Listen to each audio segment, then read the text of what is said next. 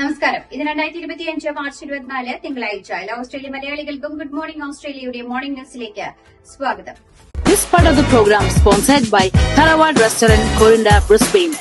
കൊതിയൂറും നല്ല നാടൻ ഭക്ഷണങ്ങളും മറ്റ് ഒതന്റിക് സൗത്ത് ഇന്ത്യൻ വിഭവങ്ങളും ഒരുക്കുന്ന ബ്രിസ്ബെയിനിലെ ഏറ്റവും മികച്ച റെസ്റ്റോറന്റ് തറവാട് റെസ്റ്റോറന്റ്.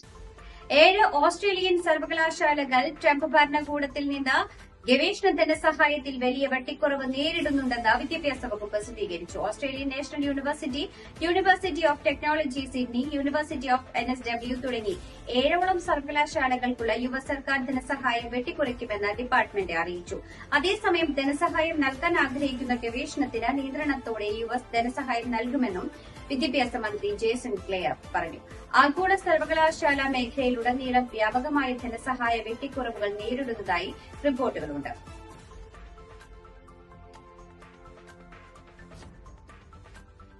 വർക്ക് ഫ്രം ഹോം ജോലിക്കുള്ള പിന്തുണ ആവർത്തിച്ച് പ്രധാനമന്ത്രി ആന്റണി ആൽബനീസ്.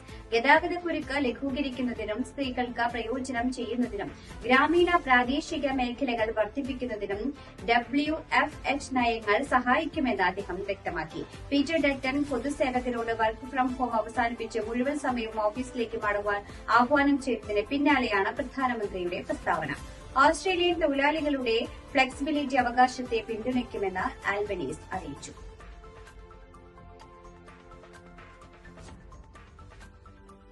മെൽബണിലെ ജോലിസ്ഥലത്തെ സിലോയിൽ കുടുങ്ങിപ്പോയ ക്വാറി തൊഴിലാളി മരണപ്പെട്ടു. മോൺട്രോസിലെ കാന്റർബറി റോഡിലെ ക്വാറി മേഖലയിൽ വൈകിട്ടോടെ തൊഴിലാളി കുടുങ്ങിക്കിടപ്പുണ്ടെന്ന അറിയിപ്പിനെ തുടർന്ന് രക്ഷാസംഘം എത്തി രക്ഷാപ്രവർത്തനങ്ങൾ ആരംഭിച്ചിരുന്നു. 50 വയസ്സ് പ്രായമുള്ള തൊഴിലാളിയുടെ മൃതദേഹം മണിക്കൂറുകൾക്ക് ശേഷമാണ് കണ്ടെത്താനായത്.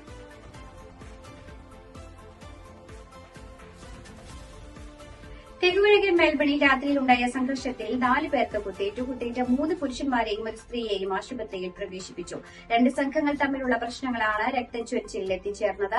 സംഘർഷത്തിന് പിന്നാലെ പ്രതികളെ പോലീസ് പിടികൂടി കസ്റ്റഡിയിൽ എടുത്തിട്ടുണ്ട്.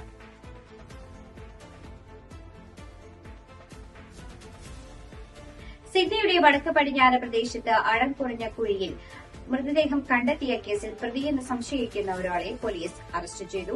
24-കാരനായ യുവാവിനെയാണ് ഇന്നലെ ഉച്ചയ്ക്ക് ഗ്ലെനോറയിലെ മെറിഡൻ അവന്യൂവിലെ വീട്ടിൽ നിന്ന് പോലീസ് കസ്റ്റഡിയിലെടുത്തത്. കഴിഞ്ഞ വെള്ളിയാഴ്ച 39-കാരനായ ജോൺ ബേർച്ചിൽ എന്ന ആളെ കാണാതായെന്ന റിപ്പോർട്ടുകളെ തുടർന്ന് ഉദ്യോഗസ്ഥർ നടത്തിയ തെരച്ചിലിലാണ് കുഴിയിൽ മനുഷ്യാവശിഷ്ടങ്ങൾ കണ്ടെത്തിയത്. തുടർന്ന് 24-34 വയസ്സുള്ള 2 പുരുഷന്മാരെയും 35 വയസ്സുള്ള സ്ത്രീയെയും പോലീസ് അറസ്റ്റ് ചെയ്യുകയും കുറ്റം ചുമത്താതെ വിട്ടയക്കുകയും ചെയ്തിരുന്നു. പിന്നീട് പോലീസ് നടത്തിയ വിശദമായ അന്വേഷണത്തിലാണ് 24-കാരനാണ് പ്രതിയെന്ന് തെളിഞ്ഞത്. ഇയാളെ അടുത്ത ദിവസം കോടതിയിൽ ഹാജരാക്കും.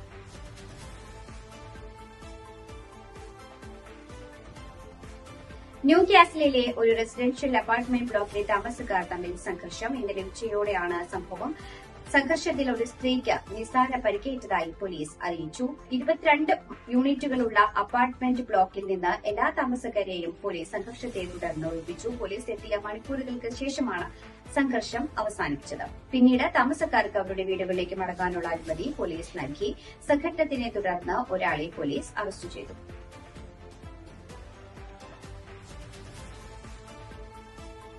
ബ്രിസ്ബെയിനിലെ തെക്കൻ ഭാഗത്തുള്ള മോട്ടൽ മുറിയിൽ തീപിടുത്തം. ഇന്നലെ രാവിലെ 8 മണിയോടെയാണ് തീപിടുത്തം ഉണ്ടായത്.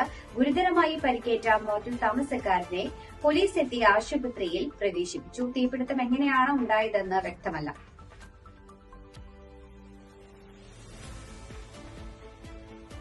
ഓസ്ട്രേലിയ ന്യൂസിലാൻഡ് വനിതാ 2020 പരമ്പരയിലെ ഓവൽ സ്റ്റേഡിയത്തിൽ ഇന്നലെ നടന്ന 2ാം മത്സരത്തിൽ ഓസ്ട്രേലിയയ്ക്ക് വിജയം. ന്യൂസിലാൻഡിനെതിരെ 82 റൺസിനാണ് ഓസ്ട്രേലിയയുടെ വിജയം.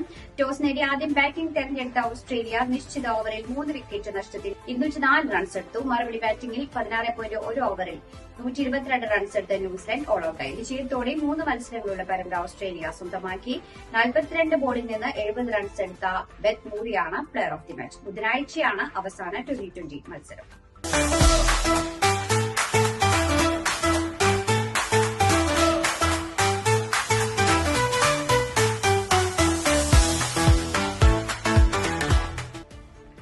ജമ്മുകശ്മീരിലെ കത്വ ജില്ലയിൽ തീവ്രവാദികളും സുരക്ഷാ സേനയും തമ്മിൽ ഏറ്റുമുട്ടൽ. ജില്ലയിലെ സന്യാൻ ഹരിനഗർ മേഖലയിലാണ് ഏറ്റുമുട്ടലുണ്ടായത്. സന്യാൻ ഗ്രാമത്തിൽ തീവ്രവാദികളുടെ സാന്നിധ്യമുണ്ടെന്ന രഹസ്യ വിവരത്തെ തുടർന്ന് സുരക്ഷാ സേന നടത്തിയ തെരച്ചിലിനിടെയാണ് ഏറ്റുമുട്ടൽ ഉണ്ടായത്.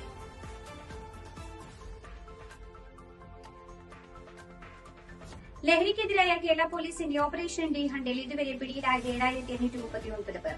ഇതിൽ 7,865 കേസുകൾ രജിസ്റ്റർ ചെയ്തിട്ടുണ്ട്. രജിസ്റ്റർ ചെയ്ത കേസുകളിൽ 5,328 NDPS ആക്ടിന് കീഴിൽ വരുന്ന കേസുകളാണ്.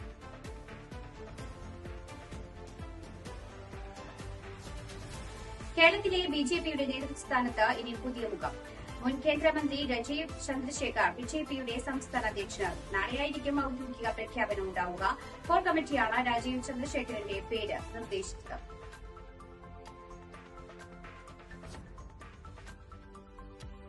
IPLൽ ഇന്നലെ രാജീവ് ഗാന്ധി ഇന്റർനാഷണൽ സ്റ്റേഡിയത്തിൽ നടന്ന മത്സരത്തിൽ സൺറൈസേഴ്സ് ഹൈദരാബാദിന് വിജയം. 44 റൺസിനാണ് സൺറൈസേഴ്സ് ഹൈദരാബാദ് രാജസ്ഥാൻ റോയൽസിനെ തോൽപ്പിച്ചത്. ടോസ് നേടിയതായ രാജസ്ഥാൻ ആദ്യം ബൌളിംഗ് തെരഞ്ഞെടുക്കുകയായിരുന്നു. തുടർന്ന് ബാറ്റിംഗിന് ഇറങ്ങിയ സൺറൈസേഴ്സ് 287 എന്ന കൂറ്റൻ വിജയ ലക്ഷ്യമാണ് ഉയർത്തിയത്. മറുപടി ബാറ്റിംഗിൽ രാജസ്ഥാൻ 242 റൺസ് എടുക്കാനായിരുന്നു. മലയാളി താരം സഞ്ജു സാംസന്റെയും ധ്രുവ് ജുറലിന്റെയും തകർപ്പൻ പ്രകടനത്തിനും രാജസ്ഥാന് തോൽവിയിൽ നിന്ന് കരകയറ്റാനായില്ല.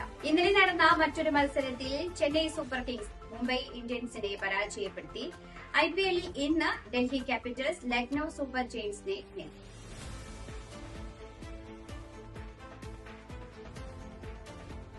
ഇതോടുകൂടി വാർത്താ ബുള്ളറ്റിൻ ഇവിടെ അവസാനിക്കുന്നു. എല്ലാ പ്രേക്ഷകർക്കും നല്ലൊരു ദിനം ആശംസിക്കുന്നു. ഇനി കൂടുതൽ വാർത്തകളുമായി നാളെ കണ്ടുമുട്ടാം. എല്ലാവർക്കും നന്ദി, നമസ്കാരം.